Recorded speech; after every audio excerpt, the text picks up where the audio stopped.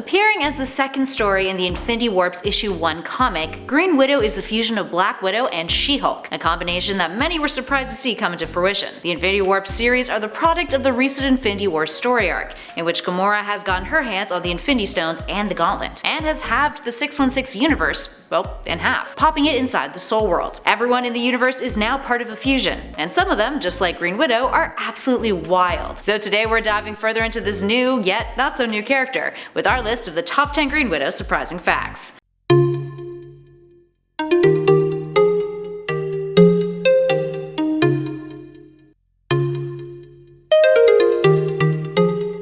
Starting us off in at number 10, her new partner. Green Widow's story begins with an enthusiastic voiceover from her new partner, Cat's Eye. Cat's Eye is an amalgamation of Clint Barton's Hawkeye and Patsy Walker's Hellcat, an unexpected fusion that is full of enthusiasm and has lots of explosive arrows. Green Widow enters the Chem Laboratories industrial building, ditching her disguise and getting down to business, while Cat's Eye is just a ball of optimism and excitement. Cat's Eye even goes on to ask her new partner how she's doing in general, and that she hopes that Green Widow thinks of her as her wingman. And at number 9, her suit. Green Widow's suit in this story is altered to allow her to transform more easily into her Hulk self. Rather than Black Widow's typical suit that covers her arms and legs, this suit is much more skin revealing. It's got a much wider collar, slightly shorter sleeves, and no pant legs. While sure, that falls into textbook sexy superhero costume, it also provides a means for Green Widow to not absolutely destroy her outfit while she transforms into her angrier self. And at number 8, her tactics. Green Widow is very much an amalgamation of Black Widow and She-Hulk when it comes down to her fighting style. She's a sleek, precise, and stealthy spy who expertly knocks out security after stealing a mysterious vial. But when reinforcements show up, she gets to smashing, busting out a much more aggressive approach after she transforms into She-Hulk. She also seems to have much more control of her Hulk form, similar to Jennifer Walters in the comics. Physically, her face also does not seem to mutate like Bruce Banner's Hulk,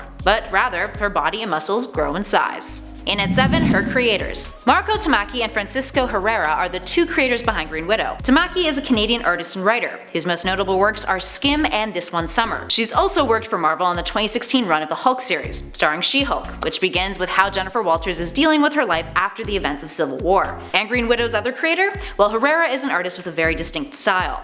He started his professional career working on small projects at Warner Brothers with Looney Tunes, later moving on to Disney as an official character designer. He's worked with Dark Horse, Marvel, and DC over the years, and does a lot of work in animation. And at 6, BETTE MIDLER. As we mentioned earlier, Cat's Eye is pretty determined to be Green Widow's friend. And to be fair, Green Widow, by the end of the story in Infinity Warp's issue 1, is pretty darn nice to Cat's Eye. Guess she got that from Jennifer instead of Natasha. Anywho, just as Green Widow is about to take off, Cat's Eye asks her a follow-up question, asking if Green Widow likes BETTE MIDLER. She never actually gets an answer, but states that if Green Widow does, the two of them will really have something.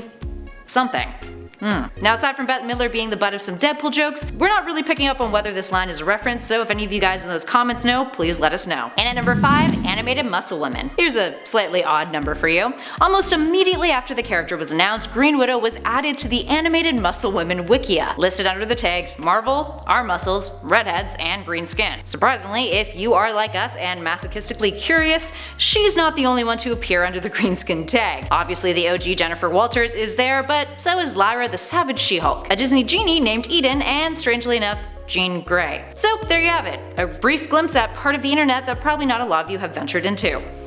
You're welcome. And at number 4, Iron Titania. One of Green Widow's villains featured in her story is Iron Titania, who appears to be the amalgamation of supervillain Titania and Iron Maiden, both respective villains of She-Hulk and Black Widows. Now, for the most part, the villain has the body of Titania with the iron full-body costume of Iron Maiden's. That increases her strength and protects her from most force impacts. Iron Titania's appearance is quite brief in the story, with Green Widow knocking her out with a statue pretty darn quick, only a page after she first appears once security arrives on the premises. As Cat's Eye puts it, looks like they brought you something to smash. And smash Green Widow did. And at number 3, the Green Room. While Green Widow is taking on Iron Titania, Cat's Eye makes a comment about the green superheroine swinging around a statue to bash the villain in, joking, "By the way, where did you learn to swing a bat?" To which Green Widow responds, "Green Room." And Cat's Eye says, "Right, of course." Now we can only assume that the Green Room in which Widow is referring is a different take on the Red Room, the Soviet training facility that was created to pump out highly specialized spies, like Natasha and Yelena Belova. The Green Room is likely a very similar facility in this world. Unfortunately, the origins of Green Widow were never revealed in this comic, so we're only left with speculation concerning how exactly the whole gamma radiation factor came into play in her life, but it might actually be in that room. considering it's called Green Room. Up next, number 2, her hair. Just like Black Widow, Green Widow always has a trick up her sleeve.